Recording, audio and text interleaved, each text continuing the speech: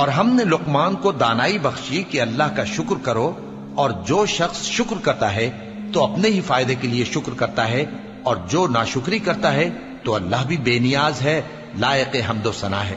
اور اس وقت کو یاد کرو جب لقمان نے اپنے بیٹے کو نصیحت کرتے ہوئے کہا کہ بیٹا،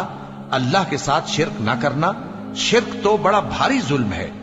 اور ہم نے انسان کو جسے اس کی ماں تکلیف پر تکلیف سہ کر پیٹ میں اٹھائے رکھتی ہے، پھر اس کو دودھ پلاتی ہے، اور آخر کار 2 برس میں اس کا دودھ چھڑانا ہوتا ہے، میں نے تاکید کی ہے کہ میرا بھی شکر کرتا رہے اور اپنے ماں باپ کا بھی، کہ تم کو میری ہی طرف لوٹ کر آنا ہے۔ اور اگر وہ دونوں تجھ پر زور ڈالیں کہ تو میرے ساتھ کسی ایسی چیز کو شریک کرے جس کا تجھے کچھ بھی علم نہیں، تو ان کا کہا نہ ماننا، ہاں دنیا کے کاموں میں ان کا اچھی طرح ساتھ دینا، اور جو شخص میری طرف رجوع لائے اس کے رستے پر چلنا۔ پھر تم کو میری طرف لوٹ کر آنا ہے، تو جو کام تم کرتے رہے ہو سب سے تم کو آگاہ کر دوں گا۔